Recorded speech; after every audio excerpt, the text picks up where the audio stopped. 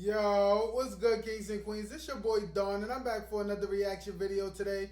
If you're new to the channel, please hit that subscribe button, hit that notification bell, and hit all so you know every time I post, you heard. If you're not new to the channel, go down below, hit that like button. Y'all already know. If you pin, well, not if you pin, but if you get pinned, you win, you heard. Y'all already know the vibes. Put y'all social medias, whatever y'all need to, so I can find y'all, you heard. Thank y'all for popping out. As you can see by the thumbnail and the title, we're going to be reacting to when parties go wrong. Son, I could have sworn I reacted to something else similar to this. If I have, I'm going to put it up there so y'all can check it out. But this one looked wow more dangerous. This John got a whole skull right here, you heard? I feel like there's so many situations that happen at parties, son. Like, anywhere in the world, I guess, like, you know, the news decides what's big and what's not, you heard? So I don't know if y'all think y'all know what's going to be on this list. Let me know down in the comments. I have no clue, no idea. I'm hoping it's some stuff that's relevant to this century and not like 100 years ago type. But other than that, you heard, let's get into the video. Let's see what they talking about. Soccer celebrations.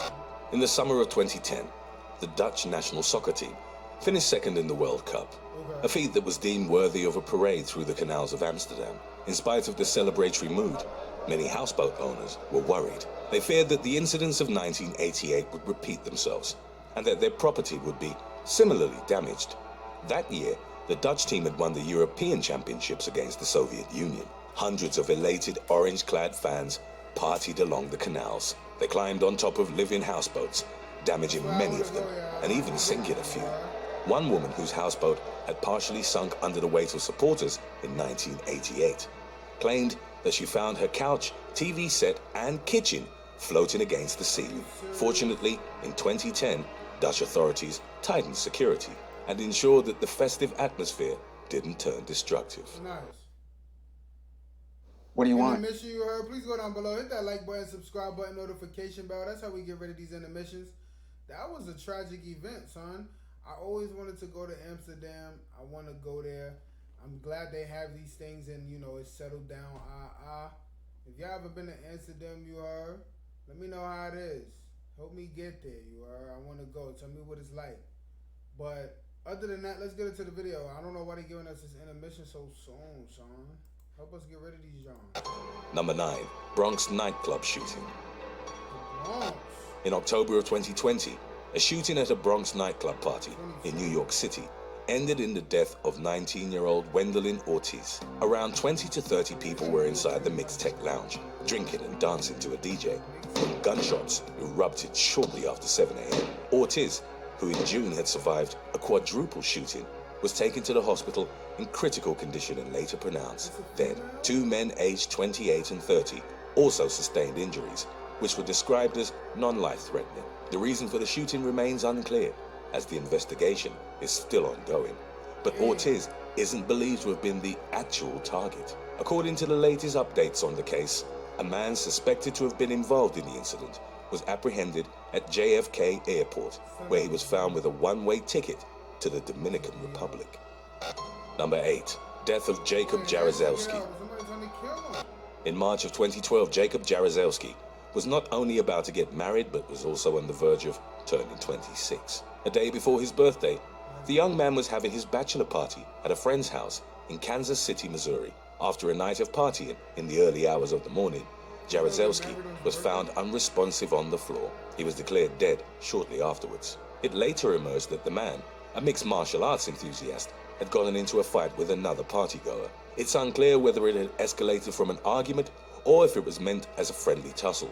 The other man, who wasn't named, had reportedly put Jaruzelski in a headlock, trying to restrain him. A coroner determined that he'd succumbed to generalized trauma to the head and neck. The police interviewed the partygoers, but no one was charged with Jaruzelski's death.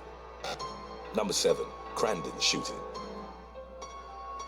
In October of 2007, Tyler Peterson crashed a homecoming party inside a duplex in Crandon, Wisconsin, where he shot and killed 6 people. Peterson, a deputy of the Forest County Sheriff Department, as well as a part-time officer with Crandon Police, was off duty at the time. The 20-year-old had been drinking and driving around. He went to the party attempting to patch up the relationship with his former girlfriend, 18-year-old Jourdain Michelle Murray. However, the pair started fighting, and others from the party took Murray's side, apparently ridiculing Peterson and calling him a worthless pig. Peterson flew in a fit of rage and retrieved an AR-15 rifle from his car. He returned to the party and opened fire on everyone inside.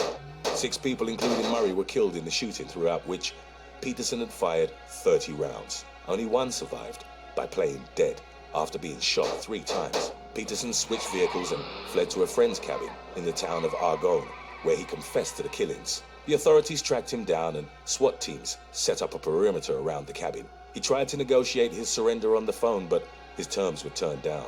Peterson eventually took his own life by multiple gunshots after being wounded in the arm by sniper fire. Number 6, deadly retirement party. Be careful, yo. In November of 2007, an unnamed 60-year-old man was enjoying his retirement party at an inn near Kyoto in central Japan. The man had worked at a transport company, and his party was attended by roughly 40 people. During the celebration, the man's colleagues tossed him into the air, but failed to catch him on the way down. He sustained severe damage to his neck and backbone, which left him paralyzed. 10 months after the horrific accident, the man succumbed to blood poisoning. His wife filed a police complaint against those involved, but it's still unclear if anyone was ever charged. Number 5, El Dorado fire. A gender reveal party, which took place during the 2020 California wildfire season, caused a blaze that led to the death of a firefighter and approximately $8 million in damages. On September the 5th, a smoke-generating pyrotechnical device that was used at the party malfunctioned and sparked the fire, which started to spread rapidly. By September the 14th, it covered over 13,000 acres and had destroyed parts of the El Dorado Ranch Park, Riverside County, and San Bernardino County. The fire was almost fully contained less than a month later, by which time it had extended across 22,744 acres. The El Dorado fire, which came to also be known as the gender reveal fire, was extinguished in mid-November. 1 person was killed and 12 were injured.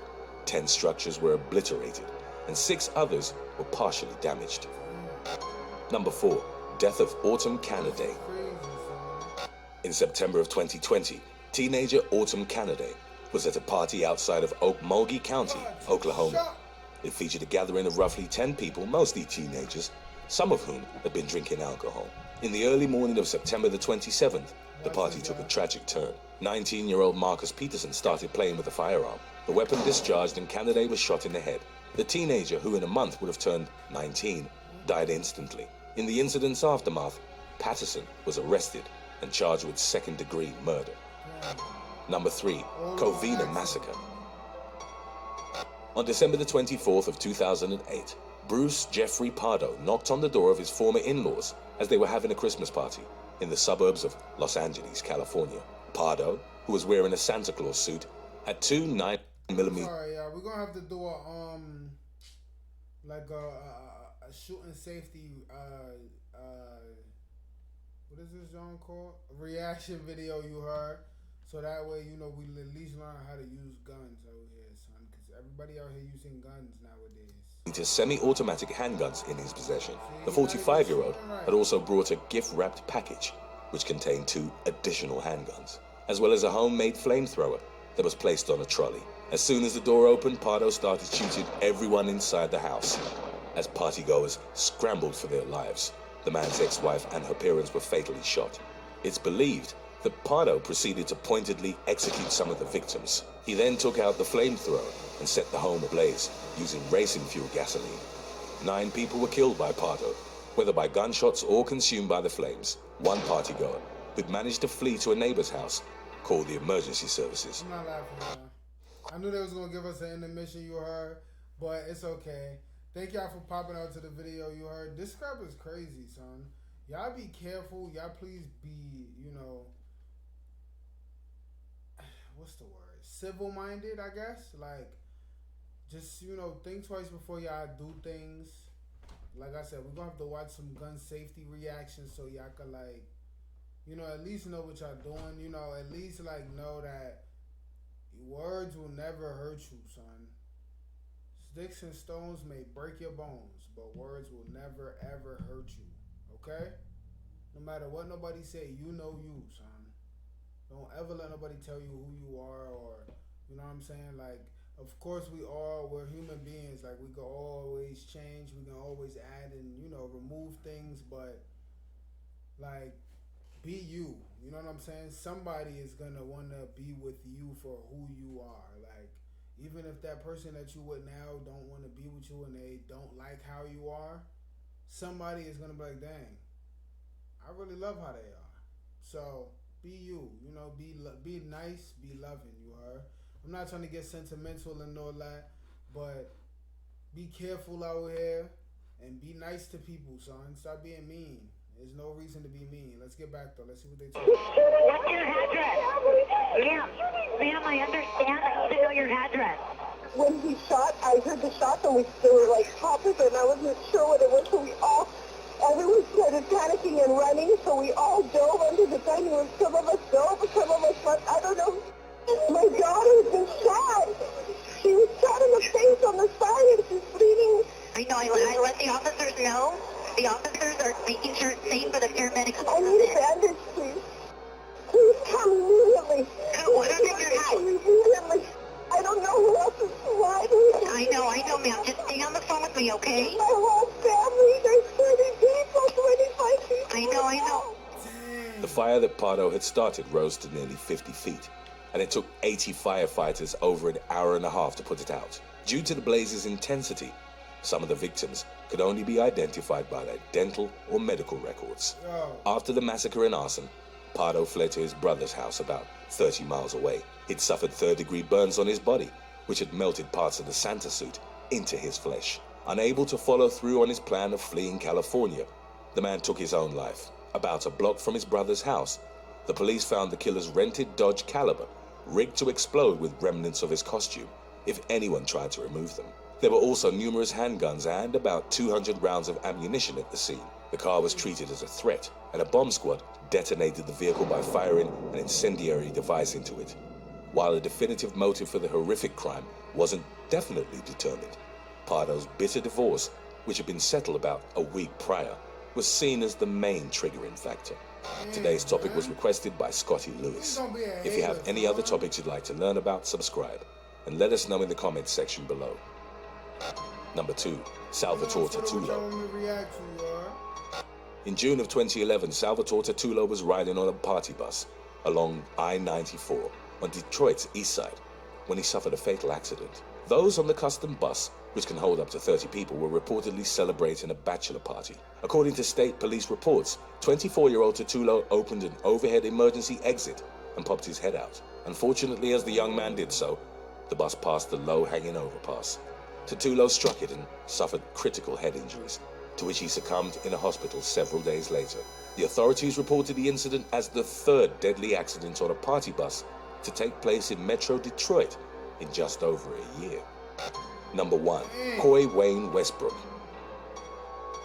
On November the 13th of 1997, Texas man Coy Wayne Westbrook killed 5 people during a party at the home of his ex-wife, Gloria Jean Coons.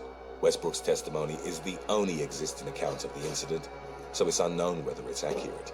Nevertheless, he claimed to have gone to the party in Channelview with hopes of rekindling his relationship with Coons. Aside from the woman's roommate, Diana Ruth Money, there were 3 other men at the party. At some point, Coons had slipped away with 2 men, and Westbrook found her in the bedroom having intercourse with both of them. As he tried to leave, party attendees started mocking him and played keep away with his keys, tossing them back and forth to each other. Westbrook was eventually able to retrieve his keys and left in a fit of rage. He then returned, took out a hunting rifle from his truck, and went back inside the residence. Westbrook fatally shot Coons, Money, and all 3 men.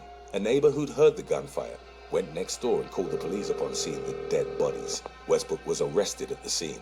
At the man's trial, his defense argued that the death penalty would be inhumane due to the killer's low IQ. A jury disagreed, finding him guilty and fully responsible for his crimes. Westbrook was executed via lethal injection in 2016. Thanks for watching. If you could go back. If y'all enjoyed this video you heard, let me know down in the comments if I should react to something similar or different than this. That was crazy, son. Y'all be careful out here, like I said. I got all sentimental, whatever you want to call it. I wasn't trying to, but yo, take my word, understand. take it at what, you know, with whatever grain of salt you want to take it with, whether it's a big piece or a small piece, you heard. Other than that, thank y'all for popping up to the video. Follow on my social media. Everything is up top, you heard.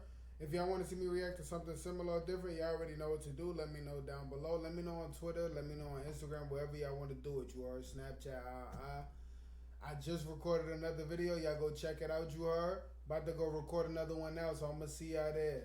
Peace, love, dawn.